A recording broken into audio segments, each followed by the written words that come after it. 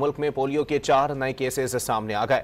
जराये के मुताबिक सिंध से 3 और खैबर पख्तूनख्वा से 1 पोलियो केस रिपोर्ट हुआ है। अपने नाजरीन को अपडेट कर रहे हैं इस हवाले से कि मुल्क में पोलियो के 4 नए केसेस सामने आ गए। जराये के मुताबिक सिंध से 3 और खैबर पख्तूनख्वा से पोलियो का 1 केस रिपोर्ट हुआ है। जराये के मुताबिक रवा साल पोलियो केसेस की तादाद 32 तक पहुँच गई है। मुल्क में पोलियो के 4 नए केसेस सामने आ गए हैं। जराये के मुताबिक सिंध से 3 और खैबर पख्तूनख्वा से 1 पोलियो केस रिपोर्ट हुआ है।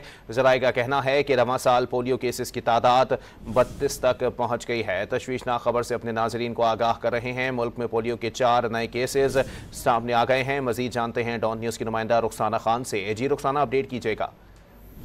बिल्कुल, मुल्क में मजीद 4 पोलियो केसेज सामने आ चुके हैं। रवां साल पोलियो के जो पोलियो वायरस के केसेस हैं उनकी तादाद 32 तक पहुंच चुकी है।